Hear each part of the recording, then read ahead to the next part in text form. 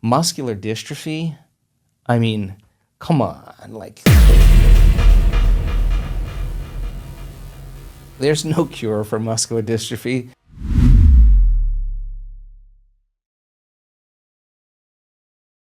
The kid came in a wheelchair and he's walking out of the event like I'm scratching my head like,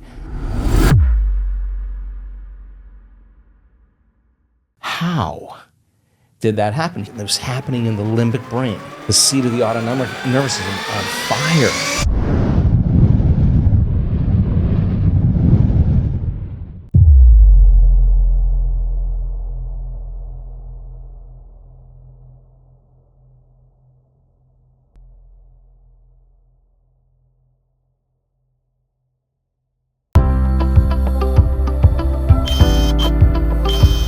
Check one, check.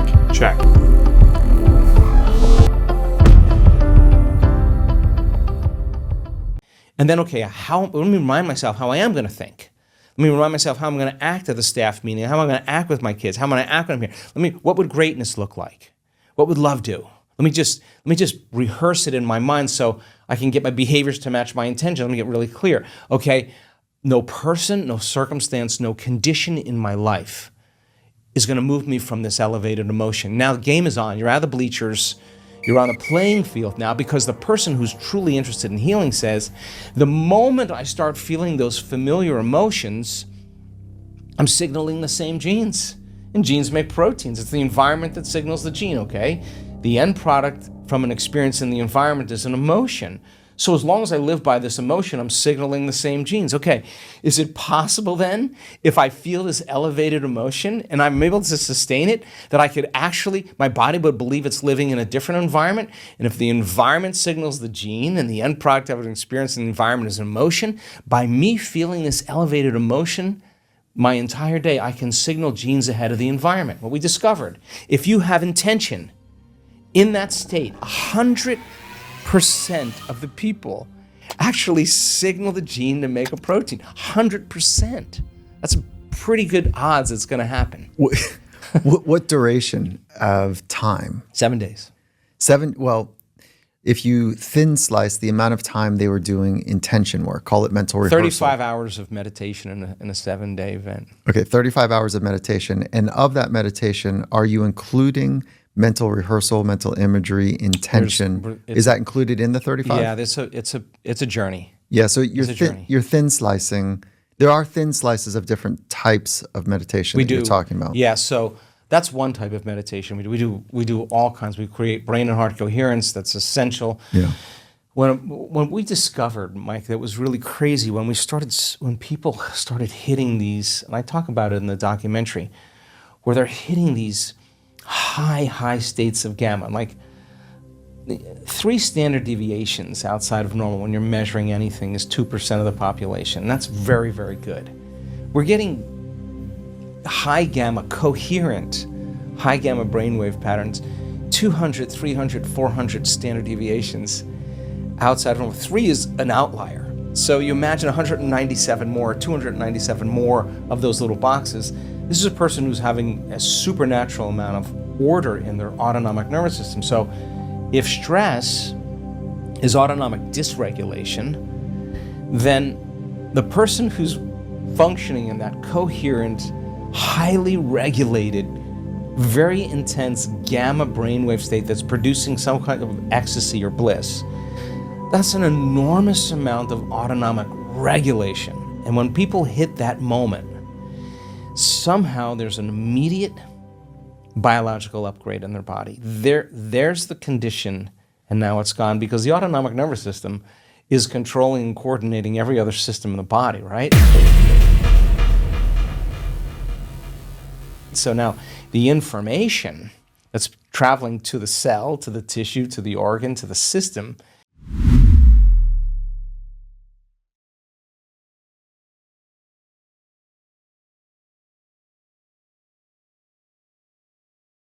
is very, very coherent, is very clear, and the frequency is very fast.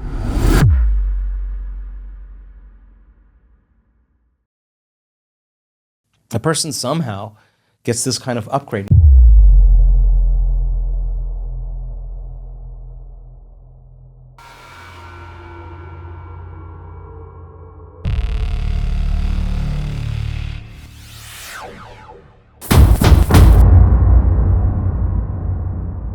that's where we've gotten. Like, that's like the instantaneous stuff where I'm shaking my head and going, muscular dystrophy?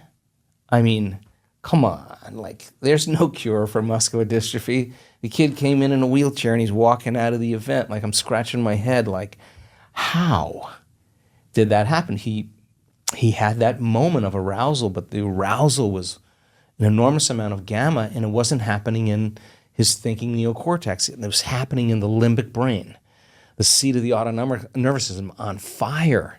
And that's regulating enormous amounts of order, right? It's crazy. Yeah. It's crazy. I can't believe it. I keep telling the scientists, I can't believe this stuff. And you should see the scientists, because these are, guys that have published 200, 300 papers. They're very empirical. Now we're working with Harvard scientists and some Stanford people too, and they see the data. The first thing they fall out of their chair with is 7 days. Like, a drug trial is, 3 months, 6 months. They're like, what? 7 days, and it's not like 10% of the population. It's 80%, it's 70%. Of your population. Yeah, the community. Yeah. Right? It's kind of insane. They're like, what? No drug trial does that. Best drug trial is 25%, 1 out of 4. This is like 3 out of 4. Like, and I keep saying to the scientists, where are those chemicals coming from? Where are they coming from? Where are they coming from? The person's not ingesting anything. They're not changing their diet. How can a person's microbiome in 7 days be completely different? Completely different. At least 15 probiotic, really powerful, in large communities, changes in microbiome. The only answer is they're not the same person. If they were the same person, they'd have the same microbiome, right? Yeah. If a different person, completely different microbiome. Do you think that it's something unique and special that's happening in your methodology? Or, so Jon Kabat-Zinn is a mentor friend of mine, beautiful human being, and he's got a 3 and a 5 day meditation that I'll go to, and so it's 3 days of call it 16 hours of noble silence meditation. And do you think it happens there? And this is not about John and about Joe. This is about the practice of meditation, mindfulness over an extended period of time. I think that any methodology can work as long as the person understands what they're doing and why they're doing it. I think that's important. And there's elements of mindfulness in the work that we do, but the scientists call it WTF-fulness. Like, what? Like, what is that? Like, what is that? And I honestly believe that when you get in that right brain state, like theta, you're suggestible to information. You're in a hypnotic state, right? And suggestibility is your ability to accept information, believe information, surrender to it without analyzing it, and somehow it programs the subconscious or affects the autonomic nervous system. But if your eyes are closed and you're in a meditation and the music's filling the space and you're not seeing anything, you're not hearing ambient sounds, you're not tasting, you're not smelling, you're not feeling anything with your physical body, but you're still suggestible to information, there's only one other place you can get information from, that's frequency, right? So get the nervous system tuned up to order, and there's an invisible field of energy that exists beyond our senses that we are immersed in, that somehow the brain can transduce that frequency into information in our biology, because 25 hours of focusing a lot of times on a good portion of that on nothing physical and material, somehow there's effects, dramatic effects in people's biology, to the extent that at the end of 7 days, their biology looks like they're living in a whole new life. It looks like they're living in a whole new environment, and they're in a ballroom, and there's really nothing really spectacular in a ballroom. I've been to thousands of them. They all look the same. When you have a 1 week post-trial, 3 week, 6 week post-trial, and you measure, check in whatever ways, what are you finding happens post? Okay, I'll tell you what we know so far.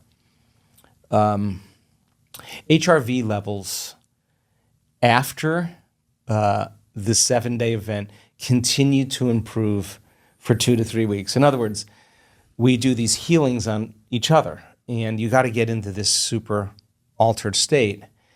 And we see the heart go completely out of order. Like there's an arousal that's insane, and you see it in the collective. That experience produces an emotion of love and joy that tends to linger for weeks, if not months after the event. The person's just feeling a whole different feeling. We see brain coherence sustained. We see certain people, not all of them, their microbiome stays changed. We see some people regress because they stop doing the work.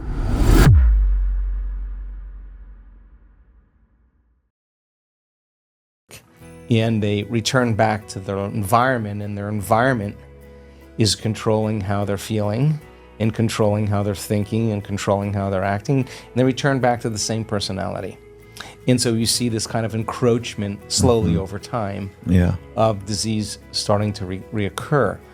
But I think really one of the cool things that I'm proud about with our community is that people do the work. And I don't think they do it because they have to. I think they do it because there's magic happening in their life with opportunities and synchronicities and coincidences, and that inspires them to want to keep the magic going. So, we've seen great changes, and we've seen the people who have those high gamma moments where there's the Parkinson's and now it's gone, those tend to be very permanent. Like we very rarely see there's a regression of the condition.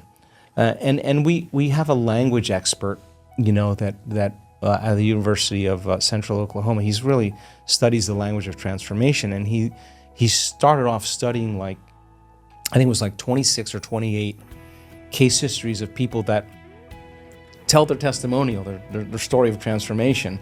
And he's got a huge AI system, and we were picking apart the language of transformation so that I can actually teach it better, and I know the words then that I could use to help people get there easier. And one of the main things that happens in people who really fully immerse themselves is that the word "I felt it" or "feel it" is the most common word, and it breaks down into two venues. One is it's very somatic, I don't know what that was.